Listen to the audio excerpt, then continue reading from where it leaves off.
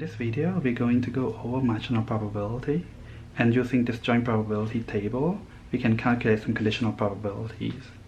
I would suggest pausing the video, give it a try, think about how you would approach this problem, and hopefully at the end we will get the same answer. To calculate the probability when x equal to 0, you can look at these two values right here. Using this column, you can tell that these two values belongs to p of x equal to 0.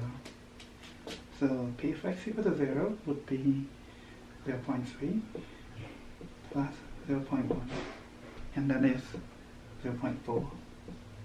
Okay, so I would suggest putting your value 0.4 right here.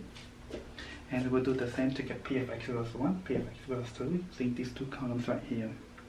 For p of x equals 1, that would be 0.2 plus 0.1, and that would be 0.3. Then we can write the value 0.3 right here for p of x equals 1. For p of x equals 2, same thing, 0.1 and 0.2. We can add the 2 together, 0.1 plus 0.2.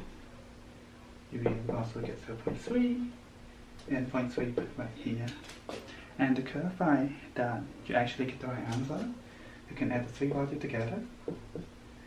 0.4 plus 0.3 is 0.7, 0.7 plus 0.3 is 1, and probability of all your random variables add up to 1.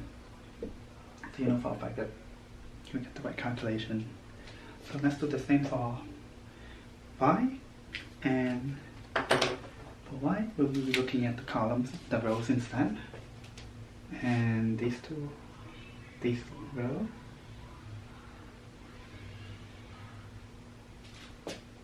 belongs to y equal to 0. So we 0.3 plus 0.2 plus 0.1, that is 0.6. So we know that p of y equals to 0 equals to 0.6. Now, finally, we need to calculate p of y equals to 1, and that is this row right here. So p of y equals to 1 is 0.1 plus 0.1 plus 0.2, and that is 0.4. 0.4. So 0.6 plus 0.4 equals to 1, so you know for a fact that you get the right calculation. Another approach is to simply do 1 minus 0.6, and you also get 0.4. Now that we get all the marginal probability, let's calculate probability of x equals to 0 given that y equals to 0. Now, it is tempting to just go to this cell right here and say that is the answer, but keep in mind that this is a joint probability table. This cells mean x equals to 0 and y equals to 0. It is not p of x equals to 0 given that y equals to 0. So try to avoid that mistake. You should be thinking about the Bayes theorem instead. So p of x equals to 0 given y equals to 0 is probability of x equal to 0 and y equal to 0 over p of y equal to 0.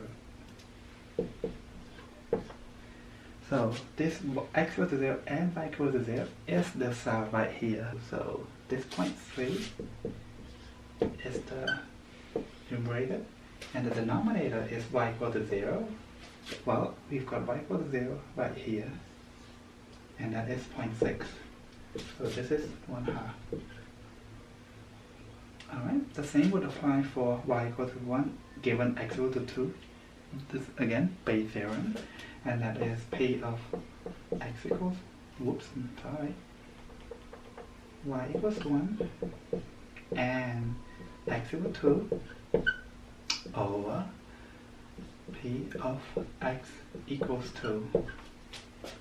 So y equals 1 and x equals 2 is y equals 1, x equals 2 right here. So that is 0.2. And from previous calculation, we got p of x equals 2 to be 0.3. So this right here is 0.3. And this can be simplified to 2/3.